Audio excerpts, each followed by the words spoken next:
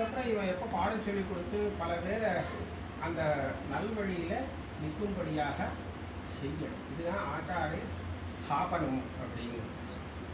பகவத்கீதையில் கூட லோகசங்கிரகம்னு ஒரு பதம் வருது. லோகசங்கிரகமேவாபி சம்பஷ்யன் கர்த்துமர்ஹசி. அர்ஜுனனை பார்த்து நீ இந்த தர்ம யுத்தத்தை அவசியம் நீ அனுஷ்டானம் பண்ணணும், எனக்கு அதனால் ஒன்றும் பெரிய லாபம் இல்லை அப்படின்னு நீ நினச்சாலும் கூட, நஷ்டம்தான் அப்படின்னு நினச்சாலும் கூட பரவாயில்லை, ஆனால் லோகசங்கிரகத்துக்காக இது தேவைப்படுறது அப்படின்னு சொல்லுவாங்க. லோகசங்கிரகங்கிறது என்ன அர்த்தம் அப்படின்னு கேட்டால் ஜனங்களை கூப்பிடுறது தான் சொல்லல. லோகசங்கிரகம்னு சொன்னால் அப்படிதானே ஒரு பெரிய கூட்டத்தை சேர்க்கிறது அப்படிங்கிற மாதிரி நமக்கு தோணுது இல்லையா? அப்படி இல்லை. பாஷ்யக்காரர்கள் அதுக்கு அர்த்தம் பண்ணியிருக்க லோகானாம் முன்மார்க்க பிரவருத்தி வாரணம். ஒரு சமயம் நாம் தர்ம மார்க்கத்தில் இல்லாமல் அதிலேருந்து நழுவினோமானால், இப்பேற்பட்ட அர்ஜுனனே ஒன்றும் தர்மத்தை கவனிக்கலை, அவனே இஷ்டப்படிதான் நடந்துருக்கான் இந்த விஷயத்தில் அப்படின்னு நினச்சி பல பேர் தர்மத்தை கைவிட்டுருவார். அதுக்கு நம்ம ஹேத்துவாக இருக்கிறோம். ஆக எத்யத் ஆச்சரதி சிரேஷ்டா தத்ததேவ இதனோ ஜனக. அதனால் சிரேஷ்டன்னு ஒருத்தனுக்கு பேர் வந்தாங்கன்னா அவன் ரொம்ப ஜாகிரதையாக இருந்தாகணும். அவன் தர்மத்தை கரெக்டாக கடைபிடிச்சுட்டு இருந்தால்தான் மற்றவாள் சரி அவரே பண்ணுறா நாமளும் பண்ணணும்னு சொல்லி பண்ணிட்டு இருப்பார். சுவாமியே அப்படி தான் காமிக்கிறார். அவரே இருக்கா தர்மானுஷ்டானம் பண்ணுறேன்னு சொன்னால் எனக்கா பண்ணலப்பா, நான் தர்மானுஷ்டானம் பண்ணுறது நிறுத்தினே அப்படின்னு சொன்னால் மமவத்மானு வர்த்தந்தே மனுஷியா பார்த்தேயும் இவனே நோக்கா. அதனால் நான் அவசியம் அந்த தர்மானுஷ்டானத்தை கடைபிடிக்கிறேன்.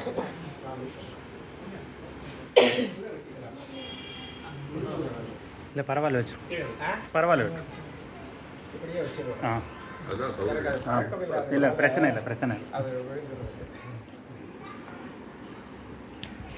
அப்படி பார்க்கறச்ச நம்ம இந்த அவதாரம் ராமாவதாரமானது மனுஷாவதாரமாக தன்னை பாவிச்சிக்கக்கூடிய அவதாரம். அப்படி ஒரு நிர்பந்தம் இருக்குது. தன்னுடைய பாவத்தை மனுஷத்தன்மையோடு இருந்தால் தான் அந்த அவதாரம் ராவணவசத்துக்கு உபயோகப்படும். ஆகையால் மனுஷனாக அவதாரம் பண்ணி ஒரு மனுஷன் எப்படி நடந்துக்கணும் அப்படிங்கிறது எல்லாத்தையும் எச்சையாவச்ச பண்ணி காமிச்சு, அதில் தர்மத்தை மாத்திரம் பிரதானமாக கொண்ட இந்த அவதாரம். ஆரம்பத்தில் பார்த்தோமானால் காட்டுக்கு போகக்கூடிய அந்த சந்தர்ப்பத்திலலாம் ரொம்ப அநியாயம் நடக்கிறதுன்னு நமக்கு தெரியுது. அதுதான் மனசுக்கு தெரியுது, மனசால ஏற்றுக்க முடியல.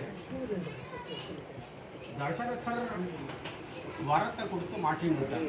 கைத்தறி ஏற்கனவே எப்போ ஒரு வரத்தை கொடுத்து கைத்தறி அப்புறமா நான் வாங்கிக்கிறேன் அப்படின்னு சொல்லி அதை மாட்டின்றார். அது சந்தர்ப்பத்தில் கைத்தறியும் அனுகூலமாக தான் இருந்தால் ஆரம்ப காலத்தில் அவளுடைய மனசை மாற்றப்பட்டு ஒரு காரணத்துக்காக மனசை மாற்றி அவளை ஒரு தூரமாக ஒரு சுபாவத்தை ஏற்படுத்தி அவளுக்கு அந்த வரத்தை பிடிவாதமாக கேட்கும்படியாக செஞ்சு பணியாச்சு. 16 வருஷம் ராமர் காட்டுக்கு போகணும். பரதருக்கு பட்டாபிஷேகம் பண்ணணும். 2 வரம். இந்த 2 வரத்தையும் இவர் வாங்கிட்டார். ஆனால் தசரதர் ராமரை கூப்பிட்டு இந்த மாதிரி ஒன்று நான் வரம் கொடுத்துருக்கேன் அம்மாவுக்கு, நீ 14 வருஷம் நீ காட்டுக்கு போகணும் அப்படின்னு சொன்னார். அப்படின்னு கேட்டால் அவர் வாயாகவே இல்லை. அவர் பாவம் கைது ஒழுங்கிட்டார். கைத்தறி தான் எல்லா ஏற்பாடும் இவாளெல்லாம் வரவழித்து ஏன் இப்படி இருக்குது அப்பாவுடைய தசை அப்படின்னு கேட்கும்போது இந்த மாதிரி நடந்திருக்கு, அதனால் நீ புரிஞ்சுக்கோ, இதுதான் காரணம் அப்படின்னு கைத்தறி தான் தெரிவிக்க முடியாது. அப்படி தானே இருக்கு. அப்படி இருக்கும்போது ராமர் தசரதனுடைய வாக்கு அவர் வாக்கு பிரதிஜையானது பொய்யாகக்கூடாது, அவர் வாக்கு தவறினவராக ஆகக்கூடாது அப்படிங்கிறதுக்காகவே தானே காட்டுகிறது. இது வந்து நமக்கு கட்டோபனிஷத்தில் தெரியும். கட்டோபனிஷம் அங்கே வந்து அந்த நச்சிகேதத்தை அவன் அப்பா வந்து அவன் நச்சிரிச்சான் அப்படிங்கிறதுக்காக எப்படின்னு சொன்னதுக்கப்புறமா அவர் ரொம்ப வருத்தப்படுறார்.